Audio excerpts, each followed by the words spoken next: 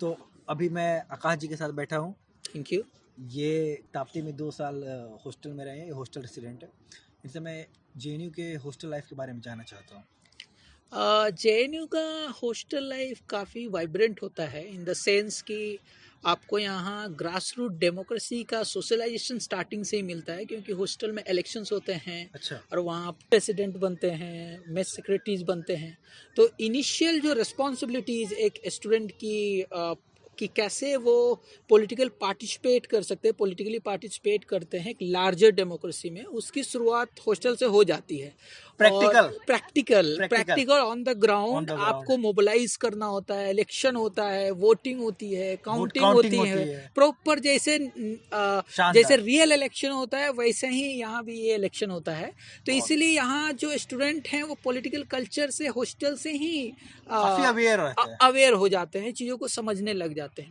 फिर मैं जब मेस की बात करता हूँ तो मेस की जो फूड की क्वालिटी है वो काफ़ी अच्छी है, और यहाँ पे वेज नॉन वेज दोनों मिलता है, और बहुत ही इकोनॉमिकल प्राइस में मिलता है। कि जो गरीब बच्चे आ रहे हैं जेएनयू पढ़ने, बिहार से, यूपी से, ऑल ओवर इंडिया से, जो रूरल बैकग्राउंड से आ रहे हैं,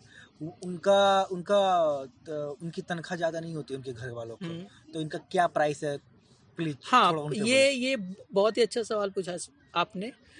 यहाँ पे जितने भी रूरल और सेमी रूरल या ट्राइबल एरिया से स्टूडेंट आते हैं, जो पुअर हैं, जिनका सोशियो इकोनॉमिक बैकग्राउंड पुअर है और इकोनॉमिकली जो पुअर हैं, तो उनके लिए यहाँ कोई बहुत बड़ी समस्या नहीं होती है, क्योंकि बहुत ही इकोनॉमिकल प्राइस, जैसे 30-40 रुपीज़ में आपका फूड हो जाता है। और आपका पूरा अगर मंथ का हम लोग देखें तो हार्डली 2.5 to 3,000 के बीच में ही मेस बिल आता है। और यहाँ स्कॉलरशिप भी बच्चों को मिल जाती है, तो उनको ज़्यादा दिक्कत नहीं होती है।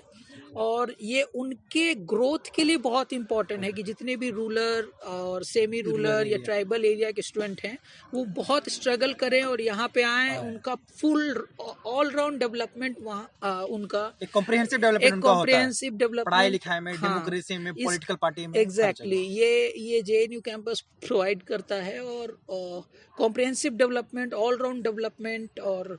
और जो हॉस्टल की जैसे कि आपने बात की, तो उसमें एक डिबेट कल्चर है। जैसे इलेक्शन से पहले सारे कैंडिडेट डिबेट करते हैं। कोई भी अगर डिसीजन लेना होता है हॉस्टल में, तो वो बिना डिबेट के, डिस्कशन के नहीं लिया जाता है। ऐसा नहीं हो सकता कि आउटराइटली कोई रैंडम कोई डिसीजन लेता हो, और सबकी परमिशन से चीज़ें होती है, कंसेंसस से होती है। तो काफ़ी एक सेल्फ ग्रोथ का इन्वायरमेंट है। और मुझे लग रहा है कि जितने भी रूरल, सेमी रूरल और ट्राइबल एरिया के स्टूडेंट हैं, उनको तो एफर्ट मारना चाहिए कि कैंपस में आए, और उनका बहुत अच्छे से ग्रोथ होता है यहाँ पे, पर्सनल ग्रोथ, सोशल ग्रोथ।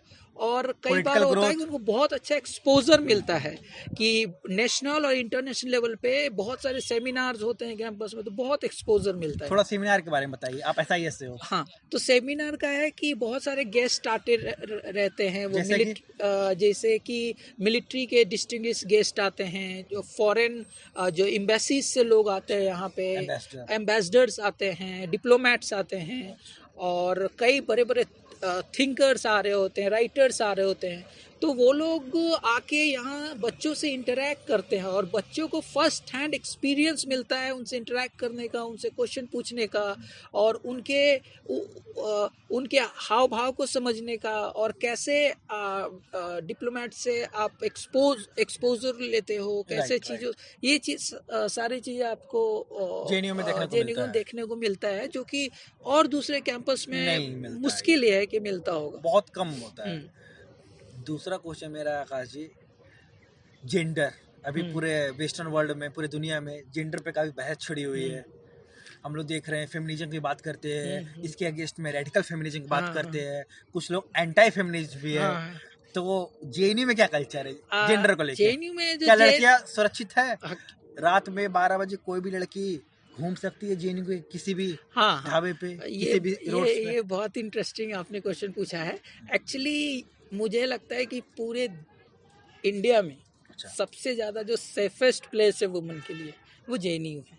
वो चाहें तो 2 बजे रात में, 3 बजे रात में अकेले घूम सकती हैं, साइकिलिंग कर सकती हैं, और उनका अगर वीडियो बनाना हो, रील्स अगर बनाते हो, इंस्टाग्राम वगैरह चलाती है तो वो कर सकते हैं। शानदार। और जो कैंपस है जेएनयू कैंपस, वो पूरा कैंपस जेंडर सेंसिटिव है, बहुत ज़्यादा हाईली सेंसिटिव है, और यहाँ वुमन के राइट्स को कहीं नहीं दबाया रिस्पेक्ट जाता काफी किया है, जाता काफ़ी है, रेस्पेक्ट किया जाता है, उनकी डिग्निटी उनको का फुल ख्याल रखा इंडिपेंडेंट है। जाता है, उनको बोलने की आज़ादी है, मतलब उनकी सारी राइट्स को यहाँ रेस्पेक्ट किया जाता है, बिल्कुल बिल्कुल। और उनको इक्वल राइट्स है। कई बार आप देखे होंगे कैंपस में, अगर आप राइट। घूमी हैं तो यहाँ आपको वुमन भी बाइक चलाते मिल जाएंगी, और वुमन भी वो काम करते मिल जाएंगी जो हमारे बाहर की सोसाइटी में सिर्फ मेन को, पेट्रियार्कल सोसाइटी जो में जो मेन को ही सिर्फ असाइन किया करने की जाता है। अलाउड होती है। तो काफ़ी वाइब्रेंट है, उनके राइट्स फुल यहाँ वो एंजॉय कर सकती हैं।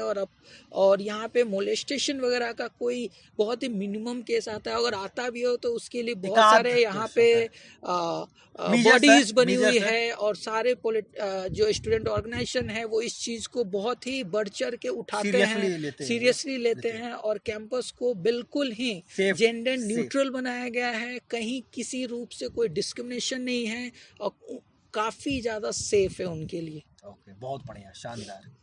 ओके, आप बताओ, यहाँ मैं आ रहा था तो किसी ने कहा कि यहाँ लाइब्रेरी में रात में पढ़ाई होती है लाइब्रेरी में। हाँ, आप यहाँ बताओ, की जो लोग बोलते हैं लाइब्रेरी कभी बंद ही नहीं होता है, हाँ ना सही है। दिन ना रात। देखिए, इसके बारे में बताओ। किसी भी कैंपस में जो लाइब्रेरी होता है सोर्स ऑफ नॉलेज होता है, वहीं पे जाके हम लोग न्यू न्यू आइडियाज़, पर्सपेक्टिव को अंडरस्टैंड करते हैं, थिंकर से डायलॉग करते हैं उसके टेक्स्ट के थ्रू।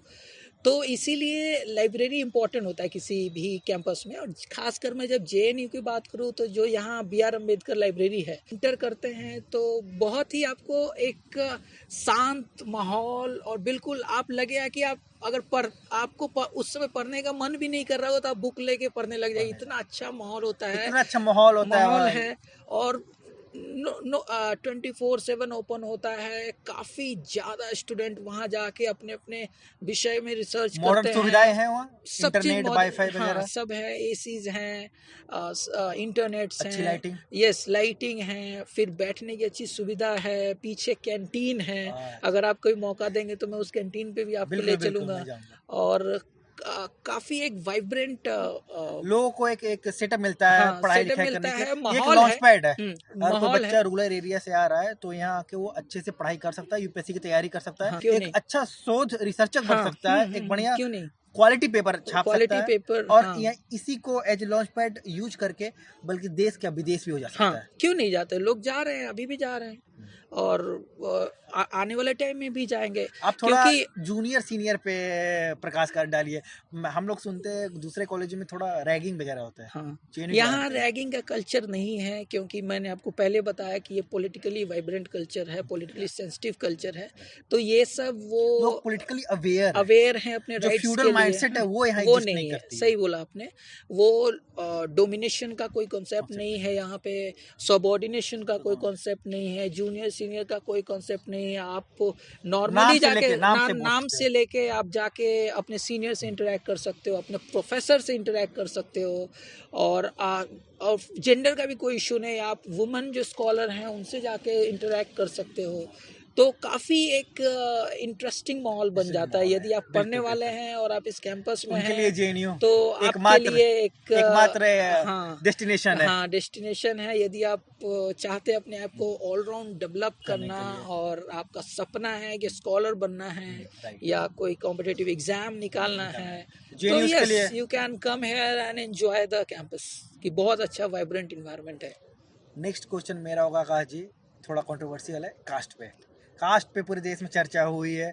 1990 में हमने देखा कैसे ये मंडल कमीशन आया, मंदिर मंडल कमीशन हुआ, सोसाइटी में एक डिवाइड हो गया। हाँ। सोसाइटी में एक डिवाइड हुआ, अफसर जब OBC हुए हैं। हाँ। तो कास्ट JNU में क्या है?